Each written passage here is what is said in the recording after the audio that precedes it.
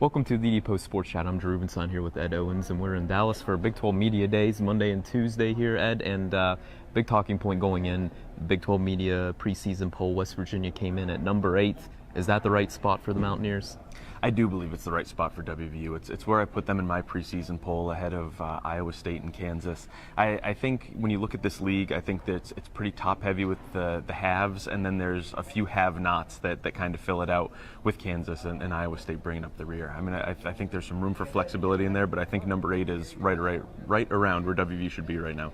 Oklahoma got a great majority of the first place votes, the clear-cut favorite to win the league, and then Baylor received the rest of the first place votes. They were the only two teams. When you look at the league, you say it's top heavy. Is that the cutoff with Baylor and Oklahoma?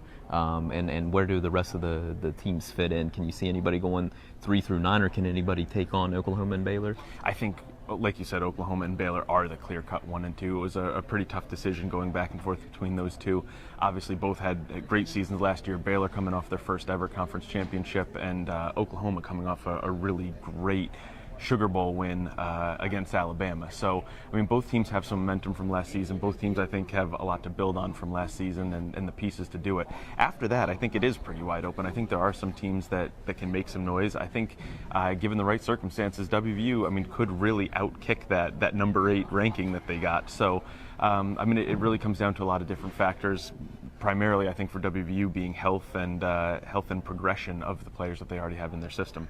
When you look at West Virginia individually, the players on the team and even that they're bringing here, first we'll go with as a whole. Carl Joseph was the only player to be named to the Big 12 preseason poll. It's quite a change in expectations from what it was 2 years ago when Geno Smith was the preseason Offensive Player of the Year.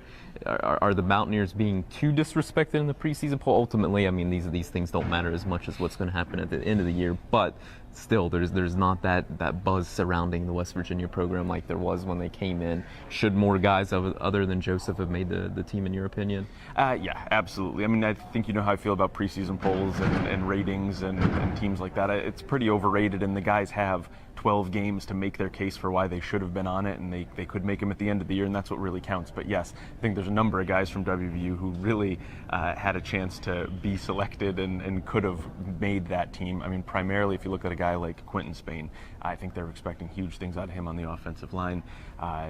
Then you've got Darryl Worley, cornerback, really breakout season last year as a freshman, really showed a lot of people what he could do.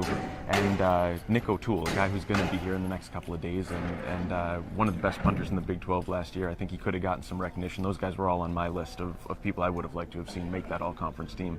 That's interesting. Let's fast forward to Tuesday. That's when West Virginia's contingent will be here with Dana Holgorsen, Darryl Worley, Kevin White, and Nick O'Toole. If you had a guess for talking points or kind of what the message is going to be for West Virginia heading into fall camp that opens next week, what are your guesses there? What are sort of the themes that they're going to be hitting on? I think disrespect. I mean, you hit on it a minute ago. I think a lot of people are going to look at that number 8 ranking and say, we have a lot to prove. We don't like where we're ranked. We understand why. I mean, coming out of last season, they have to change a lot of opinions about this program and the direction it's headed. So I think that's going to be their main thing. I think continuity, that was kind of the talking point of the spring as well, that they're just going to keep building. I think they liked a lot of what they saw in the spring, but they did have a lot of work to do, a lot of ground to cover, and heading into fall camp, they're really going to have to do a lot to make some ground in the Big 12. That sounds good. Ed, I appreciate your time. We'll be back throughout media days here. Things get going with Monday morning. Bob Bowlesby, the Big 12 commissioner, will be kicking things off. Ed, appreciate your time. Please continue to check vdpost.com for the latest on the Big 12 media days. Thanks for watching.